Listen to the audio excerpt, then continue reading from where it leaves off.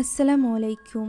চাকরির সুবাদে বিমো তার স্ত্রী সিরিকে নিয়ে থাকতে শুরু করে ইন্দোনেশিয়ার এক ভয়ঙ্কর জঙ্গলে ঘেরা গ্রামে, যার নাম মোয়ারা তাপা। এই গ্রামে লাশকে কবর না দিয়ে বরং তাকে কফিনে পুড়ে গাছের সাথে ঝুলিয়ে দেওয়া হয়। আর যদি কেউ ওই জঙ্গলের পথ ধরে কোনো খাবার নিয়ে যায় তাহলে তাদের উপর আক্রমণ করে ওই সকল লাশ, যাদেরকে বলা হয় রাউন। এছাড়া এই গ্রামে রয়েছে কালো জাদু করা কুইয়াংয়ের ছড়াছড়ি। এই সকল কুইয়াংয়ের কালো জাদুর শিকার শুধুমাত্র গ্রামবাসীরাই নয়, বরং স্কুলের ছোট ছোট বাচ্চারাও। এমনকি বিমো এবং তার স্ত্রী সিরি যে স্কুলে চাকরি নিয়েছে সেই স্কুলে শুধুমাত্র জীবিত বাচ্চারা নয়, বরং তাদের সাথে পড়াশোনা করে মৃত বাচ্চাদের লাশও। তো এরকম একটি অন্ধবিশ্বাসে ভরা ভয়ঙ্কর গ্রামে বিমো তার স্ত্রী সিরিকে নিয়ে কিভাবে থাকবে জানতে হলে দেখতে হবে সদ্য মুক্তি পাওয়া ইন্দোনেশিয়ান এই হরর মুভিটি, যার নাম কুইয়াং।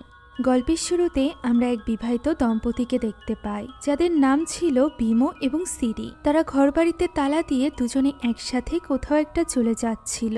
এখানে সিরির কথাবার্তা হাবভাব দেখে আমরা বুঝতে পারি যে সে বিমোর ওপর কোনো কারণে অসন্তুষ্ট। বিমো এখানে তাকে বলেও তারা যে গ্রামে যাচ্ছে সেখানে কোনো বৈদ্যুতিক সংযোগও নেই, সেখানে গিয়ে সিরির থাকতে কষ্ট হবে। তবে সিরি তো কোনো কথা শুনতেই রাজি ছিল না। সে বলে সে ওই একই জিনিস সহ্য করতে পারবে না যা পূর্বেও একবার ঘটেছে। অর্থাৎ পূর্বে বিমো এমন কিছু করেছিল যে কারণে শ্রী তার উপর রেগেছিল। এখন তাদেরকে নিতে গাড়ি নিয়ে দুজন লোক আসে, যাদের মধ্য থেকে একজনের নাম ছিল টার্নো এবং অন্যজনের নাম ছিল জোনায়েদ। তারা দুজনে মিলে ওই গ্রামের মেয়েদেরকে নিয়ে মজা করে, যা শুনে বিমো হেসে দিলে তার দিকে রাগি চোখে তাকায় সিরি, যা থেকে আমরা বুঝতে পারি যে অতীতে নিশ্চয়ই বিমো একবার সিরিকে ধোঁকা দিয়েছিল যখন সে তার কাজের জন্য বাড়ি থেকে বাইরে গিয়েছিল।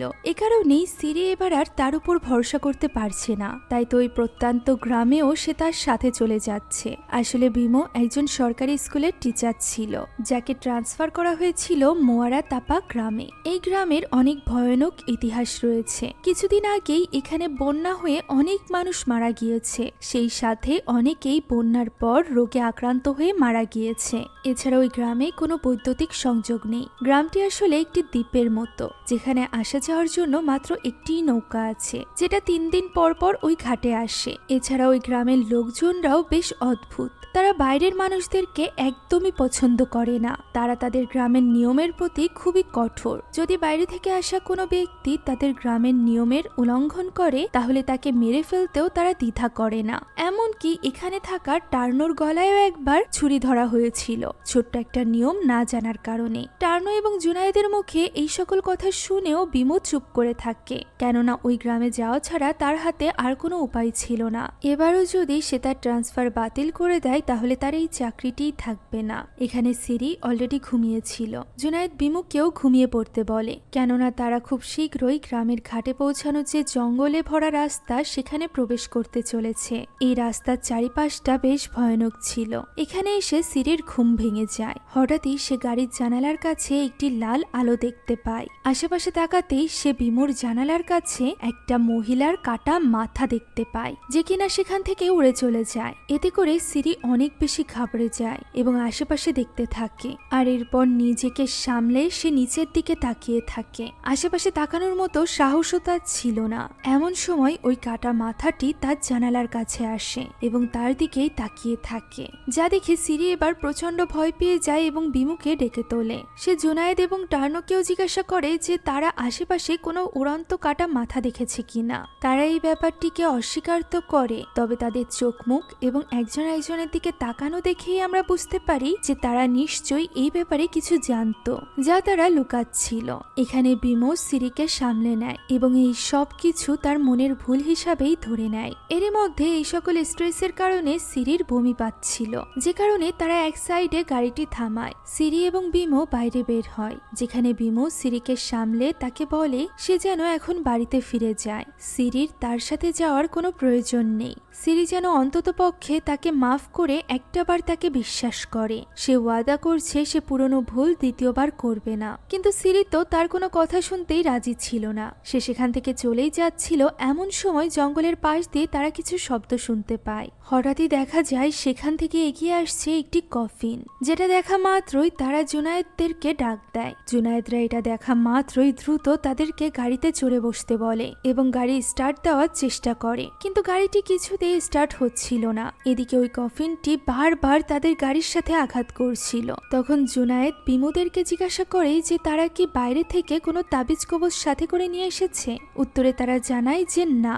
এরপর সে আবারও জিজ্ঞাসা করে তাহলে কি তাদের সাথে কোনো ভাত অথবা ডিম আছে। উত্তরে সিরি জানায় হ্যাঁ, যেটা নিয়ে সাথে সাথে জুনায়েদ মাটিতে ফেলে দেয়। আর এতে করে তাদের গাড়িটিও স্টার্ট হয়ে যায়। কফিনটিও সেখানেই থেমে যায়। তারা দ্রুত সেখান থেকে চলে যায়। এদিকে ওই কফিনটির মুখ খুলে যায়। আমরা দেখতে পাই সেখান থেকে বেরিয়ে এসেছে এক ভয়ানক হাত।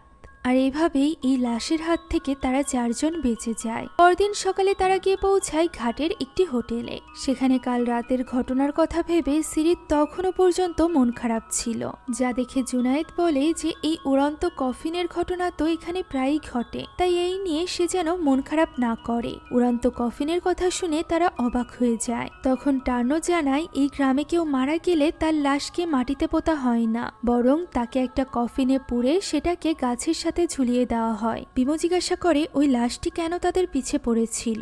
উত্তরে তারা জানায় এই সকল কফিনের মধ্যে কিছু ব্যক্তির লাশ থাকে যারা কিনা জীবিত অবস্থায় কালো জাদু করত এবং মানুষের কাছে ঘৃণিত হতো। তাই তো মৃত্যুর পর তারা সেই সকল মানুষের উপর আক্রমণ করে যারা নিজেদের কাছে কোনো তাবিজ কবজ রাখে অথবা তাদের কাছে কোনো খাবার থাকে।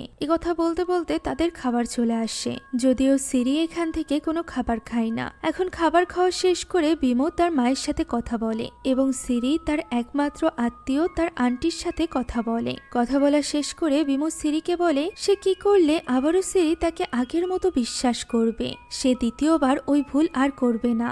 সে এত কঠিন একটা চাকরি গ্রহণ করেছে কেননা সে সিরির সাথে নতুন জীবন শুরু করতে চায়, তাই সিরি যেন তাকে একটা সুযোগ দেয়। কথা শুনে সিরিও তার মাথা নেড়ে সম্মতি জানায়। এরই মধ্যে দূর থেকে তাদেরকে ডাক দেয় 2 জন লোক। তাদের মধ্য থেকে একজন ছিল তিনগেন, যে কিনা ওই একই স্কুলের টিচার যে স্কুলে পড়াতে বিমো ওই গ্রামে যাচ্ছে।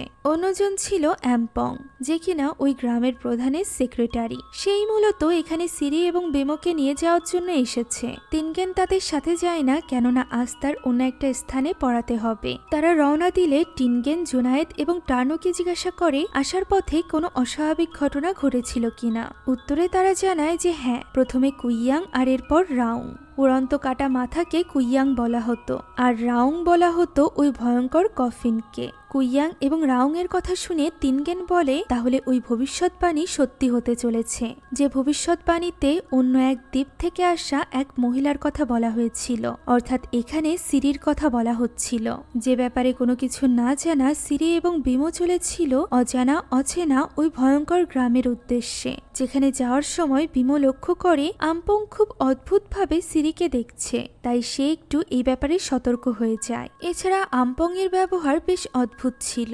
সে তাদেরকে পুরোপুরিভাবে গ্রামে পৌঁছেও দেয় না, বরং নৌকা থেকে নামিয়ে তাদেরকে গ্রামের রাস্তা দেখিয়ে নিজের কাজে চলে যায়। ফলে 2 জন স্বামী স্ত্রী একা একা জঙ্গলের পথ ধরে সামনের দিকে এগোতে থাকে। এখানে কাঠের গ্রামের নামের একটি সাইনবোর্ড ছিল, যেটা প্রায় ভেঙেই গিয়েছিল, অর্থাৎ এখান থেকে গ্রাম শুরু। তবে এখনো পর্যন্ত জঙ্গলের পথ শেষ হয়নি। পথে সিরি হঠাৎই ঘাবড়ে যায় এবং বিমোকে টেনে ধরে। আমরা দেখতে পাই তার সামনে একটি গাছ রয়েছে, যেখানে ঝুলন্ত রয়েছে অসংখ্য কফিন। বিমো তাকে এইগুলোকে এড়িয়ে সামনের দিকে এগোতে বলে। কিছুক্ষণ পর তারা জঙ্গল থেকে বেরিয়ে আসে এবং জঙ্গলের পর প্রথম বাড়িতে থাকা মহিলার কাছে স্কুলটি কোথায় তা জানতে চায়। মহিলাটি কোনো উত্তর না দিলে সেখানে আসে একজন লোক, যে কিনা তাদেরকে স্কুলটি কোথায় তা বলে দেয়। এখানে তাদের ব্যবহার দেখে বোঝাই যাচ্ছিল যে তারা বাইরে থেকে আসা বিমো এবং সিরিকে একদমই পছন্দ করছিল না, কিন্তু তারা যে স্কুলে এসেছে সেই স্কুলের প্রিন্সিপালের ব্যবহার ছিল একদমই ভিন্ন রকমের, কেননা সে নিজেও বাইরে থেকে এসেছে এই স্কুলে পড়াতে। সে দৌড়ে আসে এবং তাদেরকে ওয়েলকাম জানায় এবং তাদেরকে কিছু সবজি গিফট হিসাবেও দেয়। আর এরপর তাদেরকে সাথে করে নিয়ে যায় তাদের নতুন বাড়িতে। এখানে 3টি কটেজের মতো বাড়ি ছিল, যার বাম পাশেরটা টিনগেনের এবং ডান পাশেরটা ওই প্রিন্সিপালের নিজের। মাঝখানেরটাই শুধুমাত্র এখন খালি আছে, যেটা দেওয়া হয় বিমো এবং সিরিকে। সে আরো জানায় এখানে কোনো বৈদ্যুতিক সংযোগ নেই, তাই তারা যেন আগে থেকে ল্যাম্পের তেল পুড়ে রাখে। এখন তারা তাদের এই নতুন বাড়িতে প্রবেশ করে, যেখানে সবকিছু নিজেদের মতো করে গুছিয়ে নেয়। ওই রাতের খাবার সিরি, বিমো এবং প্রিন্সিপাল একসাথে খায়, যেখানে প্রিন্সিপাল জানায় এই স্কুলে এখন 7 জন স্টুডেন্ট আছে, যারা কিনা ক্লাস 3 এবং 5-এ পড়ে। কিছুদিন আগে হওয়া বন্যায় অনেক স্টুডেন্টরা মারা গিয়েছিল। এর সাথে বন্যার পরপরই ছড়িয়ে পড়ে কিছু সংক্রামক রোগ, যে কারণে এই গ্রাম ছেড়ে অনেক মানুষেরাই চলে গিয়েছে। এখন 7 জন হোক বা 70 জন, তাদের দায়িত্ব স্টুডেন্টদের সঠিক শিক্ষা দেওয়া। তাই যেন করা হয়। সেখানে সিরিকেও বলে যে বাড়িতে বসে সময় নষ্ট না করে বরং সেও চাইলে স্কুলে গিয়ে স্টুডেন্টদের পড়াতে পারে। ভীমও এই কাজে সিরিকে উৎসাহ দেয়, যার ফলে সিরিও রাজি হয়ে যায়। এরই মধ্যে হঠাৎ করে প্রিন্সিপালের কিছু একটা মনে পড়ে যায়। সে বাইরে গিয়ে তার প্লেট থেকে কিছু খাবার মাটিতে ছড়িয়ে দেয়। এই গ্রামের নিয়মই এটা। প্রিন্সিপাল বলে কোনো আত্মা অথবা কোনো অপশক্তির জন্য তারা এই কাজ করে না, বরং প্রকৃতি থেকে তারা যে খাবার পায় সেই খাবারের কিছু অংশ প্রকৃতির সাথে ভাগ করে নেওয়ার নিয়মটি এখানে প্রযোজ্য। যাক, এখন খাওয়া দাওয়া শেষে বিমো যায় বাইরে প্রিন্সিপালকে এগিয়ে দিতে, যেখানে প্রিন্সিপাল তাকে জানায় যে 3 দিন পর পর এখানে নৌকা আসে, যে নৌকায় করে ওপারে গিয়ে তাকে বাজার করে নিয়ে আসতে হবে। সেই সাথে সে যেন তার ফোনেও চার্জ দিয়ে নিয়ে আসে। তারা এইসব নিয়ে কথা বলছিল। ওই সময় সিরি একা একা থালা বাসন ধুচ্ছিল। হঠাৎই উপরে রাখা একটি ফল নিচে পড়ে যায়, যা দেখে সিরি একটু অবাক হয় এবং সেটা উঠিয়ে রাখতে চলে যায়। যেখানে জানলার অপাশে আমরা অদ্ভুত দেখতে এক বৃদ্ধ মহিলাকে দেখতে পাই, যে কিনা সিরিকেই দেখছিল। তবে সিরি এটা লক্ষ্য করে না। ওই সময় বাইরে থাকা বিমো প্রিন্সিপালকে জানায় যে এই গ্রামে আসার সময় জঙ্গলে তাদের 2 জন বৃদ্ধা এবং বৃদ্ধর সাথে দেখা হয়েছিল, যাদের ব্যবহার খুবই অদ্ভুত ছিল। একথা শোনা মাত্রই প্রিন্সিপাল চিনে যায় যে সে আলাং এবং তাম্বির কথা বলছে। তারা 2 জন স্বামী স্ত্রী, যারা কিনা কিছুদিন আগেই নিজেদের সন্তানদেরকে হারিয়েছে। আর এরপর থেকে গ্রামের মানুষেরাও তাদেরকে এড়িয়ে চলতে শুরু করেছে, কেননা গ্রামবাসীর মতে এই 2 জন কালো জাদু করে, যে কালো জাদুর কারণেই এই গ্রাম কিছুদিন আগেই বন্যার কবলে পড়েছিল। তবে সে বিমোকে এই ব্যাপার নিয়ে খুব একটা চিন্তা করতে মানা করে সেখান থেকে চলে যায়। ও রাতে ঘুমানোর সময় কিছু আওয়াজে হঠাৎই বিমোর ঘুম ভেঙে যায়। এই শব্দটি ফ্লোরের নিচ থেকে আসছিল, তাই সে কান পেতে শোনার চেষ্টা করে। এমন সময় তার মনে হয় আওয়াজটি যেন বাইরে থেকে আসছে, তাই সে জানালার কাছে দেখার চেষ্টা করলে হঠাৎ করেই তার সামনে দিয়ে কিছু একটা যেন চলে যায়। তাই সে দেখার জন্য হাতে ল্যাম্প নিয়ে তার শোবার ঘর থেকে বের হয়। বের হতেই পাশের জানালাটি আপনা আপনি খুলে যায়। সেদিকে এগিয়ে যেতেই দরজায় হঠাৎ করেই জোরে জোরে কেউ কড়া নাড়তে থাকে, যা শুনে বিমো এবার ভয় পেয়ে যায়। তবুও সে সাহস করে ওই দরজাটি খুলতে যায়। এদিকে সিরিও ততক্ষণে তার পাশে এসে দাঁড়িয়েছিল। দরজাটি খুলতেই ওই বৃদ্ধ মহিলাকে দেখা যায়, অর্থাৎ তাম্বিকে, যে কিনা কোনো রকম অনুমতি ছাড়াই তাদের ঘরের ভেতরে ঢুকে যায় এবং অদ্ভুতভাবে সিরির দিকে এগোতে থাকে। সে এখানে সিরির পেটে হাত রাখে এবং কিছু একটা পড়তে থাকে, যেন কোনো অদ্ভুত মন্ত্র, যেটা পড়ে সে সেখান থেকে বেরিয়ে চলে যায়। সিরি এবং বিমো এইসবের কোনো কিছুই বুঝতে পারছিল না যে তাম্বি আসলে এখানে কেন এসেছিল। তাই পরদিন সকালে তারা এই ঘটনা প্রিন্সিপালের সাথে শেয়ার করে, যদিও প্রিন্সিপাল এই ঘটনাকে খুব একটা তোয়াক্কা করে না, কেননা তাম্বির ব্যবহার কিছুটা অদ্ভুতই ছিল।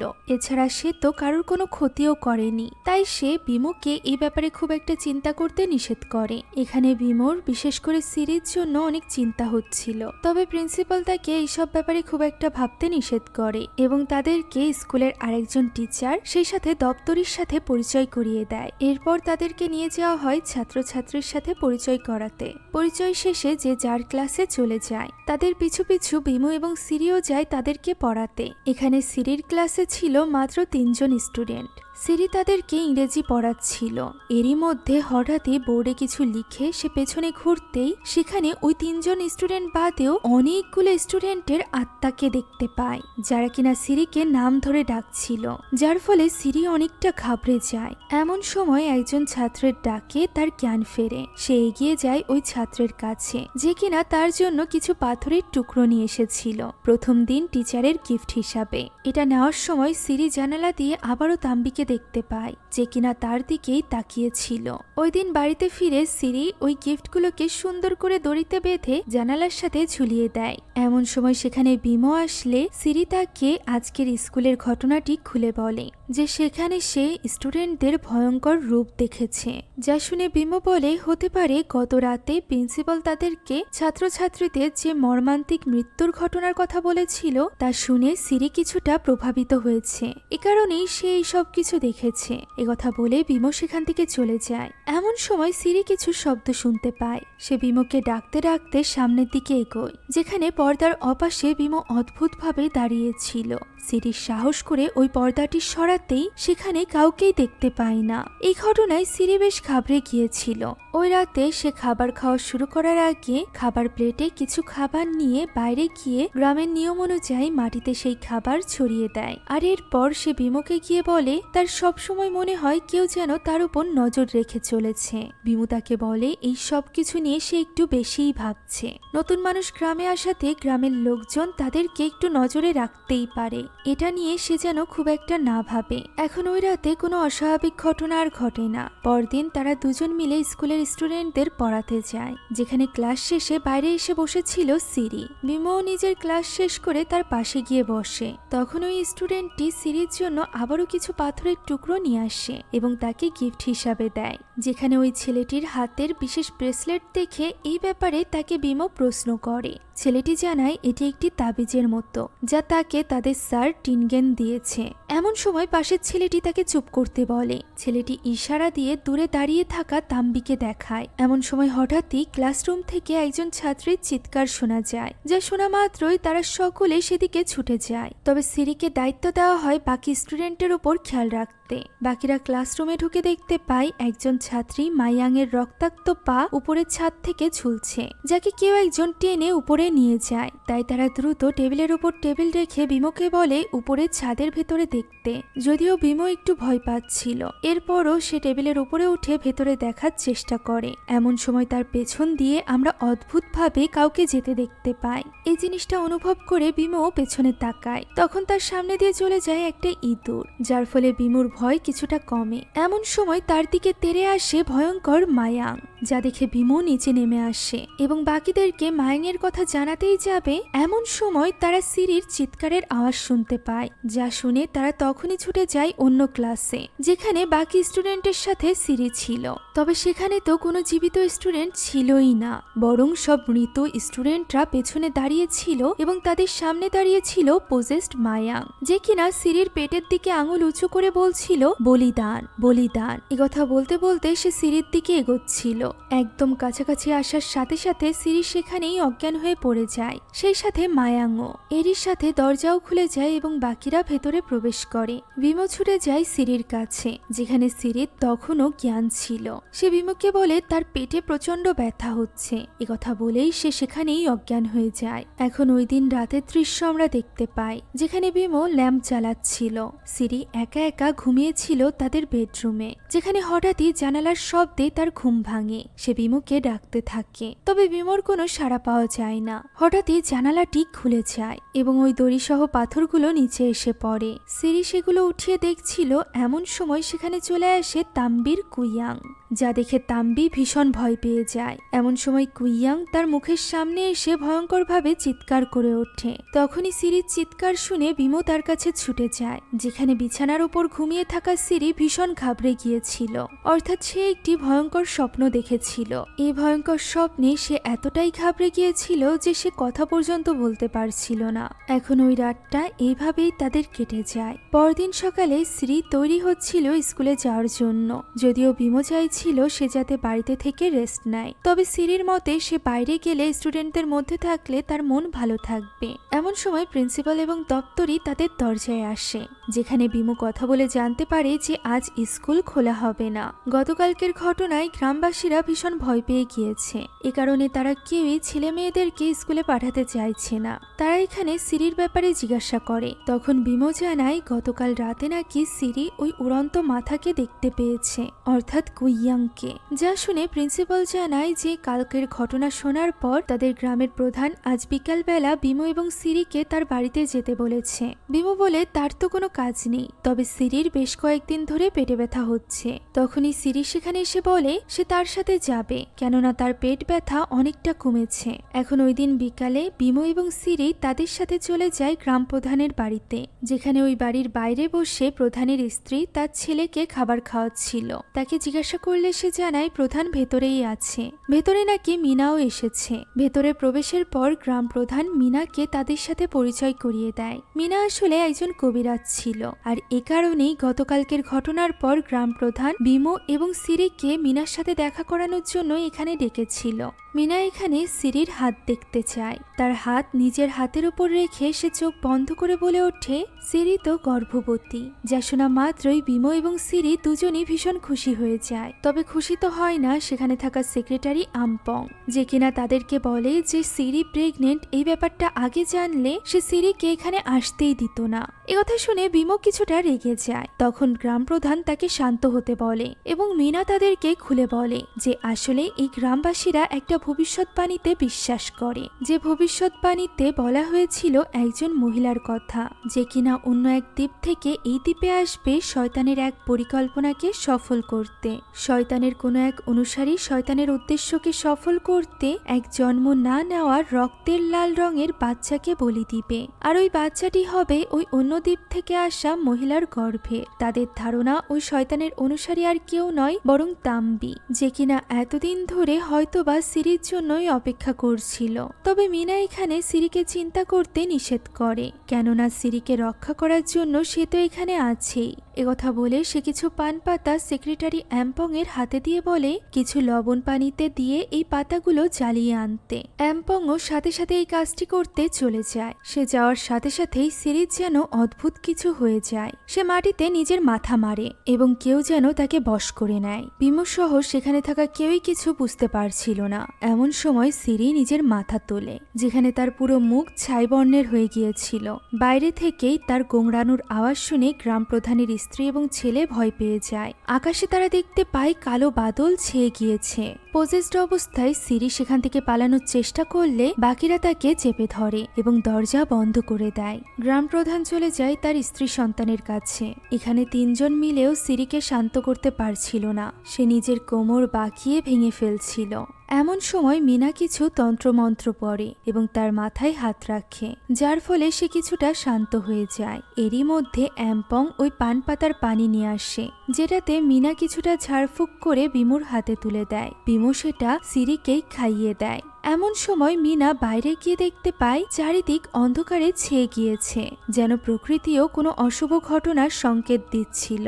এখন ভেতরে এসে গ্রাম প্রধান সিরিকে তার বেডরুমে শুইয়ে দিতে বলে, যেহেতু সে তখনও পর্যন্ত অজ্ঞান ছিল।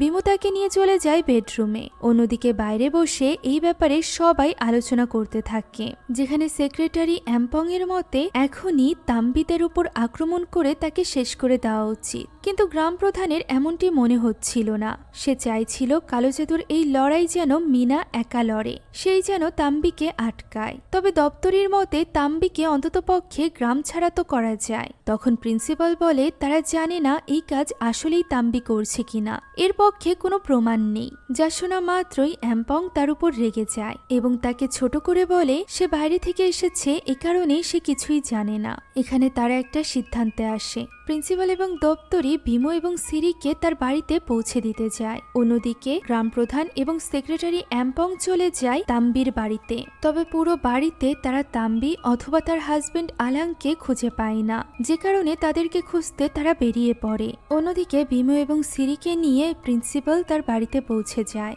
যেখানে তিনগেন ফিরে এসেছিল এবং তাদেরকে দেখে দৌড়ে প্রিন্সিপালের সাথে কথা বলতে আসে। সে স্কুলের চারিপাশে বন্ধ দেওয়ার জন্য কিছু পাতা ছড়িয়ে রেখেছিল, যেগুলো ভুলবশত প্রিন্সিপাল সরিয়ে দিয়েছিল। এ কারণেই ওই দিন মাইয়াংকে ওই শয়তান পজেস করতে পেরেছিল। তবে অদ্ভুত ব্যাপার হলো মাইয়াং এর হাতে তো ওই ব্রেসলেটটি ছিল, তাহলে তাকে শয়তান কিভাবে পজেস করবে? যার উত্তরে তিনগেন বলে হতে পারে যে শয়তানটি তাকে পজেস করেছিল সে ওই ব্রেসলেটের থেকেও বেশি শক্তিশালী। এমন সময় তিনকেনের কাছে বিমো আসে এবং তার কাছে সিরির জন্য ওই বিশেষ ব্রেসলেট চায়, কেননা সিরিও আজ পজেস হয়ে গিয়েছিল। একথা শুনে তিনকেন যেন একটু চিন্তায় পড়ে যায় এবং জানায় তার কাছে কোনো ব্রেসলেট নেই, সে তো ওই ব্রেসলেট বানাতেও পারে না, বরং তাকে কেউ দিয়েছিল যাতে করে সে বাচ্চাদের মধ্যে এটা বিতরণ করে দেয়। এখানে তিনকেনের মাজায় কিছু চুল গোজা ছিল, যেগুলোর ব্যাপারে জিজ্ঞাসা করলে তিনকেন জানায় যে এটা হলো কুইয়ানের চুল, সেই কুইয়ানের চুল যে কিনা তিনকেনের স্ত্রী সন্তানকে মেরেছিল। ওই রাতে সে তার বিছানায় ওই খুনি কুইয়ানের চুল পেয়েছিল, যেটা সে নিজের কাছে রেখেছে, কেননা কুইয়ানের চুল কুইয়ানের কাছে গেলেই সেটা নড়াচড়া করতে থাকে, যাতে করে সে ওই ছদ্মবেশী কুইয়ানকে ধরতে পারে। এজন্যই সে কুইয়ানের চুল নিজের সাথে রাখে। তিনগানের স্ত্রী সন্তানের মৃত্যুর কথা শুনে ভীমও এবার প্রচন্ড ভয় পেয়ে যায়, তাই সে ভেতরে ঢুকেই কাপড় চোপড় গোছাতে শুরু করে। সে আজ রাতেই স্ত্রীকে নদী পার করে প্রিন্সিপালের বাড়িতে তার বউয়ের কাছে রেখে আসবে, যাতে করে সে নিশ্চিন্তে নিজের চাকরি করতে পারে। সপ্তাহে একদিন সে স্ত্রীকে দেখতে যাবে। এখন এই মুহূর্তে এই পরিস্থিতিতে সিরিও আপত্তি করতে পারছিল না। এমন সময় জানালায় নক করে তিনকেন জানায় নৌকা তো ঘাটে আছে, তবে মাঝি কিছুতেই এই রাত্রে তাদেরকে নিয়ে যাওয়ার ঝুঁকি নিতে চাইছে না। আগামীকাল ভোর হতেই সে সিরিদেরকে নিয়ে রওনা দিবে, তবে রাতে সে যেতে পারবে না। একথা শুনে বিমা অনেকটা ভয় পেয়ে যায়, কেননা রাতে যে কোনো কিছু হতে পারে। তখন তিনকেন জানায় সে তাদেরকে রক্ষা করার জন্য সবটা করবে। বাড়ির চারিপাশে সে ঝাড়ফুঁক করা রসুন রেখে দিবে, যাতে করে শয়তান এই বাড়িতে প্রবেশ করতে না পারে। এছাড়া সে তাদেরকে পাহারাও দিবে। একথা বলেই সে নিজের কাজে লেগে পড়ে এবং অন্যদিকে বিমো এবং সিরি পরদিন সকালের অপেক্ষায় ঘুমিয়ে পড়ে। হঠাৎই জানালায় নক করার শব্দে বিমোর ঘুম ভাঙে। সে ভাবে হয়তোবা তিনকেন এসেছে, তাই সে জানালাটি খুলে দেখতে পায় সেখানে কেউই নেই। এরপর সে যখন জানালাটি বন্ধ করে আবারও চলে যাচ্ছিল, তখন আবারও নক করার আওয়াজ হয়। এতে করে সে একটু ঘাবড়ে যায়। এমন সময় উপরের চাল থেকে আওয়াজ হয়, যা শুনে সিরিও জেগে যায়। এই সকল আওয়াজে স্বামী স্ত্রী দুজনই ভীষণ ভয় পেয়ে যায়। তারা দ্রুত দৌড়ে ঘর থেকে বেরোতে যাচ্ছিল, তখনই মেন দরজাটিও কেঁপে ওঠে এবং দরজার পাশে থাকা জানালাটি খুলে যায়। তারা চেক করতে ওই জানালার কাছে আসে। এমন সময় আগুনের এক দলা তাদের সামনে দিয়ে উড়ে যায় এবং জানালাটি সজোরে তাদের সামনেই বন্ধ হয়ে যায়। ফলে তারা দুজনই ঘরে চলে যায় এবং সিরি তো ভয়ে কাঁদতে থাকে। তখন বিমু তাকে জড়িয়ে ধরে বলে সে তাকে রক্ষা করবে। একথা বলতে বলতেই একটা সজোরে চিৎকার শোনা যায়, যার পরে এই সকল তাণ্ডব যেন থেমে যায়। পরদিন সকাল হতেই তারা দুজন দৌড়ে দৌড়ে পৌঁছে যায় ঘাটে, যেখানে অলরেডি গ্রামবাসীদের ভিড় ছিল। যা দেখে বিমু সিরিকে এক সাইডে দাঁড়াতে বলে নিজে চলে যায় সামনে কি হয়েছে তা দেখতে। দেখা যায় গ্রাম থেকে বের হওয়ার যে একটাই মাত্র নৌকা, সেই নৌকাতে কেউ ইচ্ছাকৃতভাবে আগুন লাগিয়ে দিয়েছে, যার ফলে ওই নৌকা পুরোপুরিভাবে নষ্ট হয়ে গিয়েছে। এখন আর এই গ্রাম থেকে বের হওয়ার কোনো উপায় নেই। একথা শুনে ভীমও অনেক চিন্তিত হয়ে পড়ে। এদিকে সিরি তার পেছনে তাকাতেই দেখতে পায় জঙ্গলের মাঝে দাঁড়িয়ে আছে তাম্বি, যে কিনা তাকে ইশারা করে চলে যায়। সাথে সাথে সেখানে থাকা গ্রামবাসীরা অদ্ভুতভাবে চিৎকার করতে করতে মাটিতে লুটিয়ে পড়ে। তবে এই সব কিছুতে সময় নষ্ট না করে ভীমু তো খুঁজে বেড়াচ্ছিল সিরিকে, তবে সিরি আশেপাশে কোথাও ছিল না। যা শুনে ভীমু প্রিন্সিপাল সহ সকলে দৌড়ে যায় ভীমদের বাড়িতে। সেখানেও সিরি ছিল না। ফলে তারা আরো বেশি চিন্তিত হয়ে পড়ে এবং স্কুলেও সিরিকে খুঁজতে যায়। সেখানেও কোথাও সিরি ছিল না। ফলে ভীমু একেবারেই ভেঙে পড়ে। সে কি করবে তা বুঝে উঠতে পারছিল না। এমন সময় সে দেখতে পায় সেখানে দাঁড়িয়ে আছে মাইয়াং। সে দৌড়ে মাইয়াং এর কাছে যায় এবং তাকে জিজ্ঞাসা করে সে কি জানে সিরি কোথায়। উত্তরে মাইয়াং বলে হ্যাঁ। সে আঙুল দিয়ে ইশারা দেয় পাশের একটি ঝোপঝাড়ের মধ্যে। তার কথা শুনে ভীমও সেখানে সিরিকে খুঁজতে চলে যায়। সেখানে সে সিরির ওড়না খুঁজে পায়, সেই সাথে ছিল ওই বিশেষ ব্রেসলেট। যা দেখে ভীমর মনে পড়ে যায় যে এরকমই একটি ব্রেসলেট সে ওই সেক্রেটারি অ্যাম্পং এর হাতে দেখেছিল। আর অ্যাম্পং যেহেতু প্রথম থেকেই সিরিকে খারাপ নজরে দেখছিল, তাই সে তখনই ছুটে চলে যায় অ্যাম্পং এর বাড়িতে। এই খবর জানতে পারার সাথে সাথেই গ্রাম প্রধান ছুটে চলে যায় মিনার কাছে, যে কিনা তখন ঘাটে অসুস্থ হওয়া গ্রামবাসীদের সাহায্য করছিল। সেখানে গিয়ে গ্রাম প্রধান তাকে জানায় অ্যাম্পং এর বাড়িতে কিছু একটা ঘটতে চলেছে, যা তাদের আটকাতে হবে। ফলে তারা তিনজন সেখান থেকে রওনা দেয়। অন্যদিকে ততক্ষণে বিমো পৌঁছে গিয়েছিল অ্যাম্পং এর বাড়িতে। সেখানে অ্যাম্পং দরজা খুলতেই বিমো তাকে জিজ্ঞাসা করে তার স্ত্রী কোথায়। অ্যাম্পং বলে সে কিভাবে জানবে, কিন্তু বিমো তো তার কোনো কথা শুনতে রাজি ছিল না, বরং সে অ্যাম্পং এর নিয়ত নিয়ে আজে বাজে কথা বলতে থাকে, যা শুনে অ্যাম্পংও রেগে যায় এবং এক কথায় দু কথায় তাদের দুজনের মধ্যে লড়াই শুরু হয়ে যায়। অ্যাম্পং একটা ছুরি বের করে নিয়ে আসে এবং তখনই বিমোকে কোপ দিতে যায়। তবে সঠিক সময় সেখানে প্রিন্সিপাল চলে আসে এবং তাকে আটকে নেয়। সেই সাথে সেখানে মিনাও চলে আসে এবং তাদেরকে এই ঝগড়ার কারণ জিজ্ঞাসা করে। তখন বিমো তাকে ওই ব্রেসলেটটি দেখায়। তখন ভেতর থেকে অ্যাম্পং এর স্ত্রী তার ব্রেসলেটটিও নিয়ে আসে, যা দেখে বিমো বুঝতে পারে এই ব্রেসলেটটি অ্যাম্পং এর নয়। তখন তার মনে পড়ে যায় এই একই রকমের ব্রেসলেট সে তিনগেনের হাতেও দেখেছিল। একথা শুনে মিনা বলে তার মানে তিনগেনই হলো তাম্বির অনুসারী, সেই তাহলে নৌকায় আগুন ধরিয়েছিল যাতে করে সিরিরা এখান থেকে পালাতে না পারে। এখন সিরিকে খোঁজার জন্য সে বিমুকে তাকে সেই স্থানটিতে নিয়ে যেতে বলে যে স্থানে তারা সিরির ওড়না পেয়েছিল। সেখানে পৌঁছে সে অদ্ভুত অঙ্গভঙ্গি করতে থাকে আর এরপর বসে পড়ে তন্ত্রমন্ত্র করতে। এখানে সে একটি বাটিতে কিছু জিনিস দিয়ে সেটা ধরিয়ে দেয় বিমুর হাতে, আর এরপর বিভিন্ন তন্ত্রমন্ত্র পড়ার ফলে ওই বাটিটি নড়তে শুরু করে। বাটির ভেতর থেকে বেরিয়ে আসতে থাকে এক অদ্ভুত ধোঁয়া। মিনার মতে এই ধোঁয়াই তাদেরকে নিয়ে যাবে সিরি পর্যন্ত।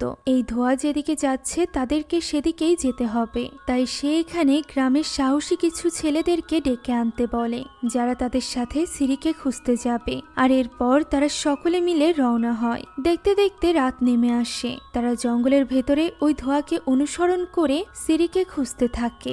বেশ কিছুটা পথ যাওয়ার পর হঠাৎই মিনা এক স্থানে থেমে যায় এবং সে কিছু ইশারা করতেই বিমোর হাতে থাকা ওই বাটিটি ফেটে যায়। ওই মুহূর্তে উপর দিয়ে উঠতে দেখা যায় তাম্বির কুইয়াংকে, যাকে অনুসরণ করতে থাকে সকলে মিলে। এক পর্যায়ে সকলে যখন ওই কুইয়াংকে হারিয়ে ফেলে এবং এক স্থানে দাঁড়িয়ে যায়, তখন বিমো তাদের থেকে আলাদা হয়ে পড়ে। সে ওই কুইয়াং এর পিছু করতে করতে এক স্থানে চলে আসে এবং সিরিকে ডাকতে থাকে। অন্যদিকে বিমুকে তাদের সাথে না দেখে মিনা বাকিদেরকে ছড়িয়ে ছিটিয়ে বিমো এবং সিরিকে খুঁজতে বলে। এরই মধ্যে হঠাৎই বিমো কারোর ডাক শুনতে পায়, যে ডাক অনুসরণ করে সে পৌঁছে যায় সিরির কাছে, যে কিনা এখন বটগাছের নিচে অজ্ঞান অবস্থায় পড়েছিল। তাকে এই অবস্থায় দেখে বিমো অনেকটা ভেঙে পড়ে। সে সিরিকে বারবার সরি বলতে থাকে তার রক্ষা না করতে পারার জন্য। এমন সময় বাকি গ্রামবাসীরাও সেখানে চলে আসে। এখন সিরিকে নিয়ে যাওয়া হয় মিনার বাড়িতে। তবে ভেতরে মিনা বিমোকে ঢুকতে দেয় না। সে বলে এখন আর সিরি তার আগের সিরি নেই, বরং তার উপর রয়েছে তাম্বির কালো জাদু। সে তাকে এই কালো জাদুর ভেতর থেকে বেরিয়ে নিয়ে আসবে। গ্রাম প্রধান বলে এই কাজটি তো তার বাড়িতেও করা যেত। তখন মিনা বলে তার হাতে এত সময় নেই, এ কারণেই সে তার জঙ্গলের ভেতরে থাকা এই বাড়িতে তাকে নিয়ে এসেছে। হঠাৎই সে কিছু একটা অনুভব করে এবং বলে ওঠে তাম্বি জেনে গিয়েছে তারা কোথায় আছে। তাই সে এবার বিমোকে ভেতরে যেতে বলে এবং গ্রাম প্রধানকে বলে বাকি সকলকে বাড়িতে ফিরে যেতে বলতে।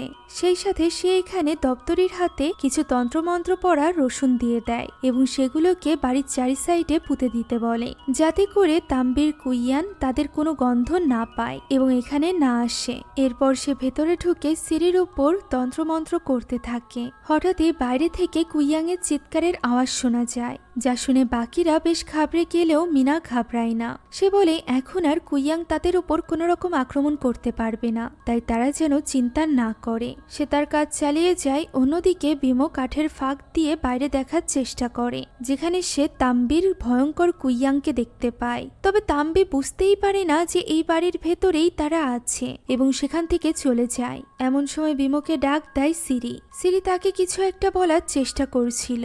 সে শুধুমাত্র এইটুকুই বলতে পারে যে তিনগেন তাকে নিয়ে গিয়েছিল তাম্বির কাছে এবং তাম্বি তাকে এটুকু বলতেই মিনা তাকে অজ্ঞান করে দেয় এবং বলে এই মুহূর্তে সিরির বিশ্রামের প্রয়োজন। তখন সেক্রেটারি অ্যাম্পং বলে ওঠে আর কোনো প্রমাণের তো দরকারই নেই, তারা তো জেনেই গিয়েছে যে তিনগেন এবং তাম্বি মিলেই এই সব কিছু করছে। এখনই তাদেরকে এই গ্রাম থেকে বের করে দেওয়া হোক। তখন মিনা বলে এই কাজ করাতে তারা অনেক দেরি করে ফেলেছে, এখন তাদেরকে বের করলেই সবকিছুর সমাধান হবে না। যা শুনে গ্রাম প্রধান বলে তাহলে তাদেরকে মেরে ফেলতে হবে, যার উত্তরে মিনা বলে তাম্বি অনেক শক্তিশালী, তাকে একমাত্র বিমোই মারতে পারবে। একথা বলে সে একটি বিশেষ ছুরি তুলে দেয় বিমোর হাতে এবং তাকে বলে যখন তাম্বির শরীর থেকে তার মাথা আলাদা হয়ে যাবে তখনই যেন সে এই ছুরি দিয়ে আঘাত করে তাম্বিকে মেরে ফেলে। ফলে বিমো, প্রিন্সিপাল এবং গ্রাম প্রধান বেরিয়ে যায় তাম্বিকে মেরে ফেলতে। অন্যদিকে ওই দপ্তরি এবং সেক্রেটারি অ্যাম্পং বাইরে পাহারা দিতে থাকে। এমন সময় সেখানে আমরা ছুরি হাতে তিনগেনকে আসতে দেখতে পাই। অন্যদিকে ভেতরে মিনা সিরিকে একটি বিশেষ পানীয় পান করায় এবং তার সাথে অদ্ভুত ব্যবহার করতে থাকে। সিরির তখন একটু একটু জ্ঞান ফিরেছিল, যে কারণে সে ভয় পেয়ে বিমোকে ডাকতে থাকে। তখন মিনা তাকে জিজ্ঞাসা করে তাম্বি তাকে কি দিয়ে রক্ষা করছে। একথা বলেই সে সিরির মাথার উপর হাত রেখে চিৎকার করে মন্ত্র পড়তে থাকে, যার মাধ্যমে সে জানতে পারে প্রথম রাতে তাম্বি যখন সিরির কাছে গিয়েছিল তখন সে এমনি এমনি যায়নি, বরং সে সিরির পেটে একটি রক্ষা কবচ দিয়ে দিয়েছিল, যা এতক্ষণ যাবৎ সিরি এবং তার বাচ্চার রক্ষা করছিল। এদিকে ততক্ষণে বিমো, গ্রাম প্রধান এবং প্রিন্সিপাল পৌঁছে যায় তাম্বির বাড়িতে, যেখানে তাম্বি এবং তার স্বামীকে কালো জাদু করতে দেখে বিমো তাদের উপর আক্রমণ করতে যায়। তবে তাম্বি এক সুরক্ষা বেষ্টনী দ্বারা তাদেরকে আটকে নেয়। আর এরপর তাম্বির হাজবেন্ড তাদেরকে জানায় যে তাদের সাথে প্রতারণা করা হয়েছে। তাম্বি তো তাদের কোনো ক্ষতি নয়, বরং উল্টে সিরি এবং তার বাচ্চার রক্ষা করছে। এই গ্রামে তাম্বি একমাত্র কুইয়ান নয়, বরং আরো একজন কুইয়াং আছে, যে কিনা আর কেউ নয় বরং মিনা। সেই আসলে শয়তানের পূজারী এবং সেই এই সব কিছুর পেছনে রয়েছে। তবে সে এত কিছুর পরও শুধুমাত্র তাম্বির জন্যই সিরির কোনো ক্ষতি করতে পারছিল না। এবার সে সিরিকে পুরোপুরিভাবে একা পেয়ে গিয়েছে। আমরা দেখতে পাই সত্যিই সে সিরির পেটের ভেতর থেকে ওই রক্ষা কবচটি বের করে এবং সেটা ধ্বংস করে দেয়। এর ফলে সিরি হয়ে পড়ে একেবারেই অসহায়। মিনা তাকে উদ্দেশ্য করে বলে এখন আর তাকে এবং তার সন্তানকে রক্ষা করার কেউ নেই। মিনা তো এতদিন ধরে অন্য দ্বীপ থেকে আসা ওই মহিলার অপেক্ষায় ছিল, যে কিনা আর কেউ নয় বরং সিরি। অন্যদিকে তাদের তিনজনের সামনেই তাম্বির মাথা তার শরীর থেকে আলাদা হয়ে যায় এবং সে পরিণত হয় এক কুইয়াংয়ে। আর এরপর সে বিমোর সামনে যায় এবং তাকে দেখায় সেই ভবিষ্যৎ, যে ভবিষ্যৎ খুব শীঘ্রই ঘটতে চলেছিল। অর্থাৎ মিনা তার স্ত্রী সন্তানের উপর কালো জাদু করে তার সন্তানকে বলি দিতে চলেছিল শয়তানের জন্য, যা দেখা মাত্র বিমু চিৎকার করে ওঠে। সেই সাথে চিৎকার করে সেখান থেকে উড়ে চলে যায় তাম্বির কুইয়াং। তখন তাম্বির স্বামী আলাং বিমোকে উদ্দেশ্য করে বলে সে যেন এখনই নিজের স্ত্রী সন্তানকে বাঁচিয়ে নেয়, যা শুনে বিমু তখনই ওইখান থেকে বেরিয়ে পড়ে। অন্যদিকে সেক্রেটারি অ্যাম্পং এর সামনেই দপ্তরির গলায় ছুরি ধরে তিনগেন এবং তাদেরকে সব সত্যিটা খুলে বলে যে এই সব কিছুর পেছনে রয়েছে মিনা। তাম্বি তো প্রথম থেকেই সকলকে রক্ষা করে আসছে। এছাড়া তার কাছে যে কুইয়াং এর চুল ছিল সেটা আর কারণ নয় বরং মিনার ছিল, অর্থাৎ মিনাই তিনগেনের স্ত্রী সন্তানকে খুন করেছিল। এই কথা সেক্রেটারি অ্যাম্পং এর বিশ্বাস হচ্ছিল না, তাই সে সেক্রেটারি অ্যাম্পংকে ভেতরে দেখতে বলে। সে যখন কাঠের ফাঁকা দিয়ে ভেতরে দেখার চেষ্টা করে সে দেখতে পায় সিরির পেট অনেকটা বড় হয়ে গিয়েছে, তবে সেখানে কোথাও মিনা নেই। এমন সময় আচমকা মিনা তার গলায় একটা ছুরি ঢুকিয়ে দেয় এবং সেক্রেটারি অ্যাম্পং সেখানেই মারা যায়। মিনার কালো জাদুর ফলে তিনগেন এবং দপ্তরি নিজের স্থান থেকে নড়তে পারছিল না। এখানে মিনা তিনগেনকে বলে তার স্ত্রী সন্তানকে মেরে মিনা নিজের শক্তি বাড়িয়েছিল আর প্রয়োজন পড়লে সে সকলকে মেরে ফেলবে। একথা বলেই সে তিনগেন এবং দপ্তরির পেটে ছুরি দিয়ে আঘাত করে আর এরপর আবারও ভেতরে চলে যায় তার কালো জাদু সম্পন্ন করতে। তার কালো জাদুর কারণে মাত্র কিছু সময়ের মধ্যেই সিরির পেট বড় হয়ে গিয়েছিল। সে ছুরি দিয়ে সিরির পেটে আঘাত করতেই যাচ্ছিল, এমন সময় তাম্বির কুইয়াং তার উপর হামলা করে। এর ফলে সেখানে আগুন ধরে যায় এবং তাম্বির কুইয়াংকে দেখে ভয়ে মিনাও সেখান থেকে বেরিয়ে যায়, যার পিছু পিছু তাম্বির কুইয়াংও বেরিয়ে যায়। এদিকে যতক্ষণে বিমো সেখানে পৌঁছায় ততক্ষণে পুরো ঘরেই আগুন ধরে গিয়েছিল। ফলে তার মনে হতে থাকে সে হয়তোবা সিরিকে এবার হারিয়ে ফেলেছে। এমন সময় সেখানে চলে আসে আহত তিনগেন, যার উপর হামলে পড়ে বিমো। বিমো তার গলা চেপে ধরে জিজ্ঞাসা করতে থাকে মিনা কোথায়। তার কাছে মনে হচ্ছিল তিনগেন হয়তোবা মিনার হয়েই কাজ করে। এমন সময় পাশের ঝোপ থেকে সিরি তাকে ডাক দেয়। ফলে সিরিকে জীবিত দেখে বিমো তখনই ছুটে যায় তার কাছে এবং তাকে জড়িয়ে ধরে কাঁদতে থাকে। সিরিকে জীবিত দেখে বিমো যেন নিজের দেহে প্রাণ ফিরে পেয়েছিল। এমন সময় তিনগেন তার কাছে আসে এবং তাকে বলে বিমোকে দ্রুত মিনার শরীর খুঁজে বের করতে হবে এবং তা ধ্বংস করে ফেলতে হবে তার মাথা ফিরে আসার আগেই। শরীর খোঁজার জন্য সে তার হাতে তুলে দেয় মিনার চুলের টুকরো, যা নিয়ে ছুরি হাতে বিমো বেরিয়ে পড়ে। সে ওই চুলের দেখানো পথ ধরে মিনার শরীর খুঁজছিল। করছিল। এমন সময় মিনার কুইয়াং তার সামনে দিয়ে উড়ে যায়, যার ফলে তার হাত থেকে ওই চুলের টুকরোটি পড়ে যায়। সে কি করবে তা বুঝে উঠতে পারছিল না। এমন সময় মিনার কুইয়াং সেখানে চলে আসে এবং তার উপর বারবার হামলা করতে থাকে। তার এই হামলা থেকে বাঁচা এতটাও সহজ ছিল না। তবে সঠিক সময় সেখানে তাম্বির কুইয়াং চলে আসে, যে কারণে দুই কুইয়াং এর মধ্যে লড়াই শুরু হয়ে যায় এবং এই সুযোগে বিমো চলে যায় মিনার শরীর খুঁজতে, যেখানে তার দুই পাশে খাড়াভাবে অনেকগুলো কফিন ছিল, অর্থাৎ রাউং। এরই মধ্যে সে সেখানে মিনার শরীর খুঁজে পায়। সে রাগের মাথায় মিনার শরীরের ওপর আঘাত করে বসে, যার ফলে আশেপাশে থাকা ওই রাউংগুলো কাঁপতে থাকে। বিপদ বুঝতে পেরে বিমো মিনার শরীর নিয়ে সেখান থেকে চলে আসতে চাইছিল। এমন সময় সবগুলো কফিনের মুখ খুলে যায় এবং সেখান থেকে বেরিয়ে আসে ভয়ঙ্কর সব লাশ।